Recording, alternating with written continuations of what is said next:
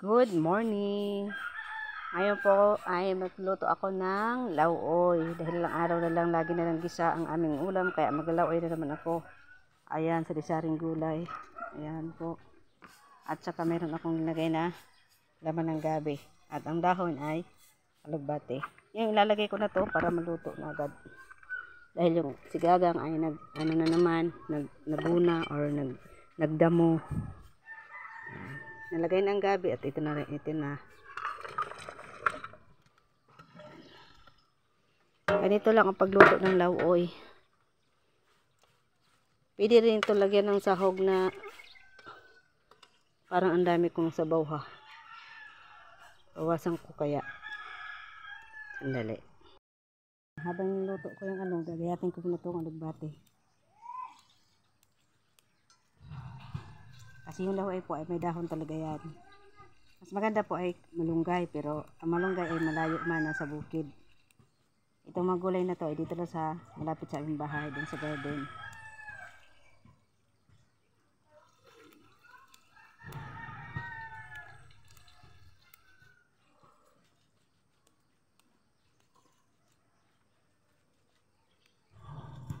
Ayan. Hugasan ko pa ito ulit kasi may hindi naman perfect yung paghugas, no? Para safety ating kinakain.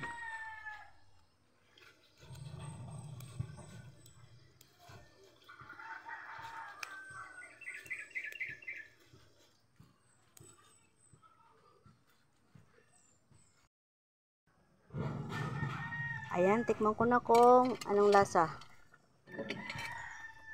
Oh, nagtubig man. Pagtubig di ay ng sigarilyas. Wala pa naman ko naglunod. Ayan. Tikman. Perfect ng lasa. Ilalagay na ang alugbati.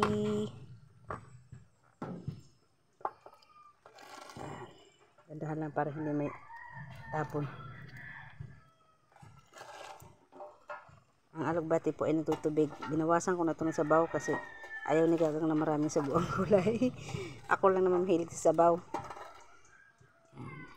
Takpan muna natin. Ayan, pagkalipas ng ilang minuto. Ayan. Luto na ating alugbati, ang gulay na lauoy na paborito ng mga taga Bukidnon at tanang mga Bisaya. Ayan. Masarap po ito pag may prinitong isda, pero kami dito kasi pobre man, kadalasan lang namin ang pares nito ay tuyo. Ayan po.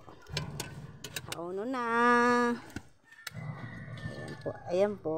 Ganito lang po ang lauoy. Ngayon, takang saan ako ng tubig kay hingapi man eh. Tikman nga.